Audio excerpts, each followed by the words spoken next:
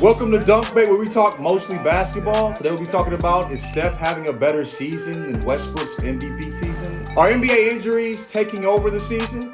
Is Steph having a better season than Westbrook's MVP season? I know what you think, but I don't like it. What do you think I think, John? What do you think I think? Obviously.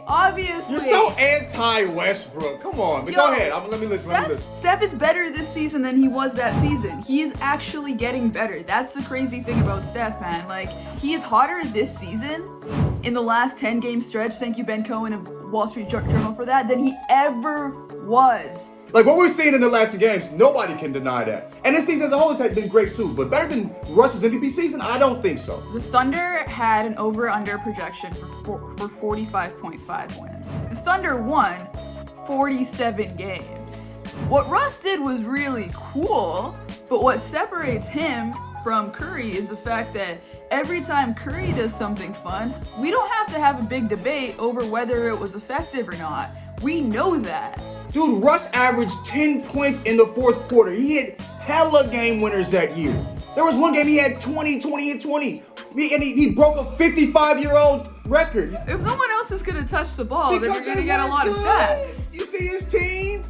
Yeah, I saw Victor Oladipo get traded to Indiana and immediately become an all-star. Depot wasn't good that year. That wasn't just because of numbers. When he had the ball, he didn't do much with it. Well, it's hard to do much with the ball when you can't get any rhythm going because the best player on the team will never relinquish it.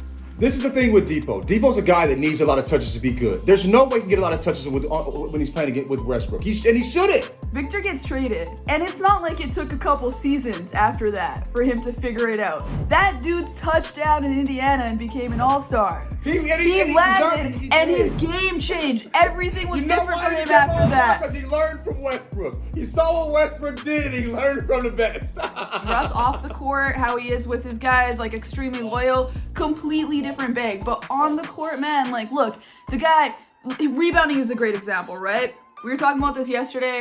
And I think somebody pushed back like, oh, he had Steven Adams and Enes Kanter on that team. Yeah, those guys can rebound the ball. They didn't need Russ to go out and get it in every fourth quarter. The guy was straight up just stealing rebounds from guys that could have gotten them anyways. Whereas Steph does things his team actually needs him to do. Dude, he did. They needed that from him to get those 47 wins. He was one of the most clutch players in the NBA. He led the NBA in points in the fourth quarter. Yo, Steph from three right now is like Zion at the rim. It's just different. It's so real. It's just different, man. Like, this is one of the best players of all time. He broke the game. He's breaking it again. Russ is a great player, but they're just, even Russ's peak is just not on the level of Steph. It just isn't. I love both players. I love what they did. I love what Westbrook did that season. I love watching them. I love what Steph's doing now. I love watching them now. I don't want to argue anymore. There's a lot of injuries.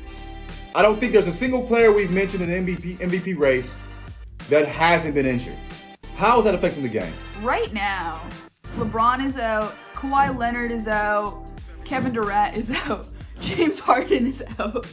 And then the NBA came and said that injuries are down, defending their decision. That's gross. These are the top 5 guys in the NBA, pretty much, right? Like, Joel Embiid is now back, definitely a top 5 player this year, has spent time injured. It's obvious the players are complaining too. It's not ideal. You know, this is the best you could do, say that. But don't come out here and try to defend, players playing 6 out of 8 games, 8 out of 10 days they're playing basketball and stuff like that. It's not a good look. You can't take your numbers and push back against the fact that pretty much every good player is out right now. Don't try to push back and maybe do this again next year to try to, no.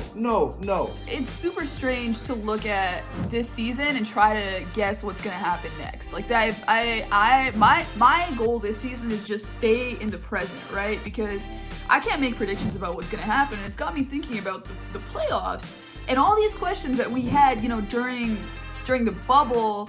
Hey, like, what happens if, LeBron James is out with contact tracing, right before they're playing the Clippers? Or, what if, like, everyone's injured and all this stuff? Like, all these questions that we had going into the bubble that didn't end up, mattering, they matter now. Like, I kind of wonder what's going to happen in the playoffs. Like, this might be the year for an upset. And you know who may do that? The Clippers are looking good. They're staying healthy. Hey, y'all know I'm a Bron fan. You know I'm going for the Lakers. You feel me? But we cannot not talk about those Clippers. They are the best team in the second half of the season. All right, that's the show. I'm LaJethro Jenkins. I'm Seerat Sohi.